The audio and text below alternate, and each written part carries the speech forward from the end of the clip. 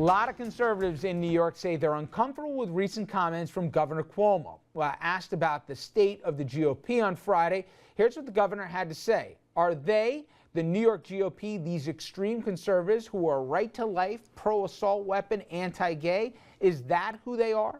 Because if that's who they are and they're extreme conservatives, they have no place in the state of New York because that's not who New Yorkers are. Well, you know, we've had Sean Hannity's going to move out of New York because of the comment. I'm not kidding, with the studios. And a lot of other people say, wait a minute, he crossed the line here. And I understand there's context for everything, but if we're talking about tolerance, that didn't sound too good. Do you take offense to those comments? Well, at the divisive tone, yes. We have to have an atmosphere in which everybody can participate. And, you know, look, for the governor to say what he said, is he going to tell Billy Graham or Mother Teresa or Pope Francis that they're, you know, unwelcome in the state of New York? I mean, there's, you know, they're deeply held and reasoned positions on all sides of an issue. So you can't have the leader of the state setting a tone that says, you know what, if you feel this way, this way, this way, get out. And we talked a little this, Dominic. It's the one guy who I figured who's under such message control. First of all, he never does any media with us anyway. So he's basically giving his statements pre-prepared. It wasn't like some grilling radio interview he did. He knew what he was doing, but he had to think. I gotta imagine how this stuff would have played. I really believe that Governor Cuomo was playing to his base, and he wasn't. I think he slipped. I don't think he obviously meant to go that far. And I mean, I think he's moving on, and I don't think it'll have much traction beyond this week, and that's that. But I agree there has to be a tone of all. Their right to life. I just want to break down what he said. Does anybody think right to life law is going to pass in New York anytime soon? That an abortion ban is going to pass in New York? Well, because I'm just breaking down what he said. Pro-assault weapon. Does anybody think that you know, unfettered access to assault weapons law is going to pass in New York State? Anti-gay. Does anybody think an anti-gay bill, a gay restriction bill, is going to pass in New York State? From a message standpoint, from a policy standpoint, he's right. If the Republican Party in New York is going to push those three issues, that you're they're not, going to lose. if you don't share his opinions, and they happen to be my own on those, you don't have a place in the state. That's the very thing that we give a lot of other folks a hard time for when they say, either you're with me or you're not. And think about the offense that you take when people say, if you don't love the country, get out. If you take issue with surveillance policies and all the rest. I don't think, I'm with Dom, I think he slipped. But in a literal reading of it, he basically said, if you don't agree, get out of the Empire State, which I think is a real problem. I disagree, and again, the context of the whole thing is critical to it. He was assessing the state of the Republican Party in New York, and I think he gave an accurate assessment that if you're going to take these as your policy positions, there's no place for you in New York politics in these days. In much the same way that if you took, you know, a bleeding heart liberal policy approach to politics in Oklahoma, I don't think there's any part for you there. I think that's essentially what he was saying. But a literal reading, and he's been taken to the woodshed over this, has been, you don't have a place in the state. But it brings up a bigger issue. All due respect to Rob Astorino, who I think is a talented politician and stuff, he's going to have problems if, in fact, he does run on a statewide level. And it's not just because of the blue and the red makeup of the state. It's also because it's so hard for a Republican to have a statewide brand.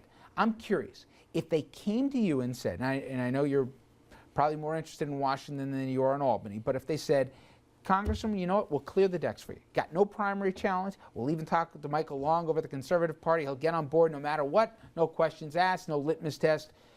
You can be statewide nominee for Senate, for governor, whatever it is. Would that even be appealing to you? Well, or is it just too hard to be a Republican and win statewide?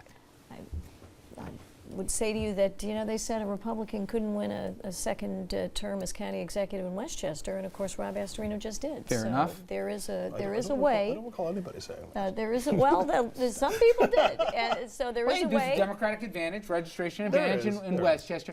But you can win, as you've proven, and other Republicans, on a district level, okay? Even in a tough district like the one that you've represented before, this is a swing district. But to win statewide, you got to almost write off the 5 boroughs here, by and large, and the Buffaloes and the other big pockets here. It's really hard for a Republican to win. is there a way that you can win, even if funding wasn't the problem, and that's a major fundraising, to win statewide? I won't name names here, but you're better than any of the Republican recent nominees I've been seeing running for statewide office. Is it because you're like, what do you think I'm crazy here? You can't win statewide. Or is it that you got to go through the gauntlet of a primary? Well, which one? Well, I would say in terms of our next governor, the Republican who runs has got to concentrate on the issues that unite us, and Rob Astorino did that. He visited every community and every constituency. Dominic and I were talking about that. He respected everyone's point of view. He listened, and that was very important, and he concentrated on the issues that were most pressing. And they have to do with the dignity of being able to sustain ourselves and our families, the dignity of having work. That's the greatest social justice we can offer, and we can do it far better in this state than is being done now. And that's what I hope our nominee will emphasize. And if he or she does that, that's going to be a winning message. A Republican can win statewide, but how? It has to be the perfect storm. If you look back to the last Republican to do it, George Pataki, there was an atmosphere of ABC, anybody but Cuomo. Cuomo had worn out his welcome, Mario Cuomo. Yeah. People were looking for a different direction. In comes this newcomer from Peekskill, and you have to have a great mentor like Pataki did in terms of whether you like him or not. But Al D'Amato, who cleared the field, who was an advisor of him, it can be done. It's tough, and Rob Astorino is not the one that's going to do it. Astorino has a great future ahead of him, but there is no way in hell he will beat Andrew Cuomo. Well, None. just think about I remember the Pataki thing. First of all, the beginning. Remember how he was polling 15, 20 points back and all the rest, even with, Hamlin on the Hudson there, that nobody was loving at the time with Mario Cuomo. That all said, I think a lot of it had to do that he was so underestimated. Right? That's I true. think son learned from father that they're not going to take any challenger lightly this time around.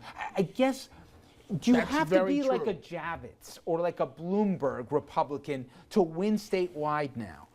Or can you be, George Pataki, I would say he's more moderate, certainly in today's Republican Party, but he was conservative. I think he had enough conservative bona fides. Do you almost have to be, like I said, that kind of a moderate Republican to win across the state? I think you have to listen, you have to respect, you have to be tolerant, you have to be someone whom your constituents, who would be all the citizens of New York State, can trust. Whatever it is that you say, they'll trust that it's something that you mean from the heart and for the best of reasons. And that message, again, that won in Westchester this past November was that we have a common mission together to lift the burdens from state and federal mandates that are killing our businesses, killing our property owners. Property taxes are through the roof. We have opportunities, obviously, from the federal level to do things much better. We have a health care law that I, as a doctor, know can be far vastly improved without costing us as much as it is. And I know you now. have a lot to get to this evening, so I don't want to keep you after this, but it certainly sounded like a campaign message. We've heard a few here. You are running, right? Well, watch this space. There'll be more. There'll be more coming in a couple of weeks. As always, Congressman, I wish you the best of luck, and I thank you so much for the time. Thank you Always very a much. pleasure. Thank you. All right. When we come back here, there's an interesting question. There's the documentary, and the question is, would an authentic, unguarded look at the politician be a risky move, or is it, in today's day and age, in 21st century media, modern media America, is that the right way to go? We're going to talk about that and a lot more after this.